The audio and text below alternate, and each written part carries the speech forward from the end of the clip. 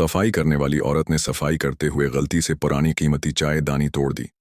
उसने सोचा ये ज्यादा कीमती नहीं होगी, लेकिन जब उसने सफाई करने वाली कंपनी को उसकी इत्तला दी तो मैनेजर ने उसे अच्छी और बुरी दोनों खबरें दी। अच्छी खबर ये थी कि मालिक 6 महीने के लिए बीरूने मुल्क सफर पर था। बुरी खबर ये थी कि जिस चाय दानी को उसने तोड़ा वो तांग सल्तनत का एक नायाब नवादरात का टुकड़ा थी, जिसकी कीमत एक खजाने के बराबर थी, इतनी ज्यादा कि अगर वो अपने 8 पश्तों के तमाम आबाओ अजदाद को भी बेच दे तब भी उसकी कीमत अदा करने के लिए काफी ना होगी। लौरा को ऐसा लगा जैसे आसमान टूट कर गिर रहा हो जब उसने ये सुना। अचानक कमरे की चाबी ने एक शैतानी ख्याल को जन्म दिया। बगैर सोचे उसने वला के हर दरवाजे को खोल दिया, फिर मालिक के शानदार बस्तर पर लेट गई, अलमारी में मौजूद कीमती कपड़ों और आईने में अपनी खिस्ता हालत की झलक को देखते हुए।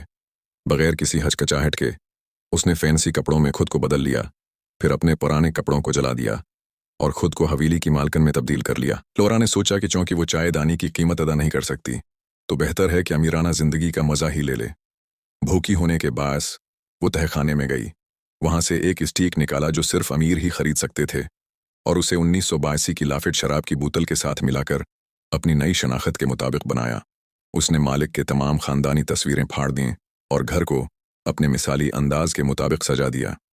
मगर ये प्रताइश जिंदगी सिर्फ 2 दिन ही चली, जब तक वो खुद को इन लम्हात में महू रखे हुए थी। अचानक दरवाजे की घंटी बेचैनी से बजी। उसने दरवाजा खोला और एक गमराह नौजवान को पाया जो जल्दी में नक्शा मांग रहा था और उसके साथ उसकी हामला बीवी थी।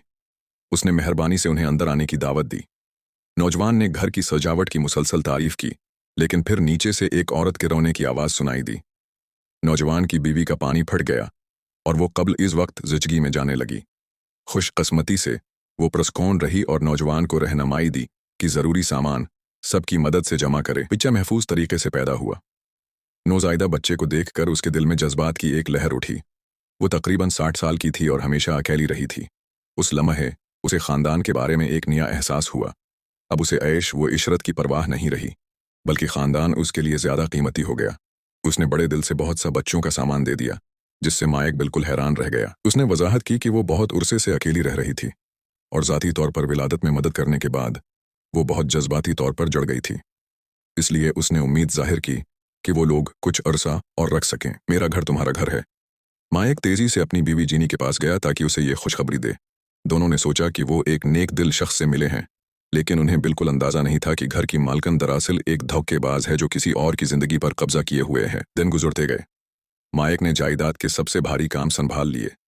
जीनी ने बच्चे की देखभाल पर तवज्जो दी और जीन ने सबके खानों और रोजमर्रा की जरूरियात का ख्याल रखा।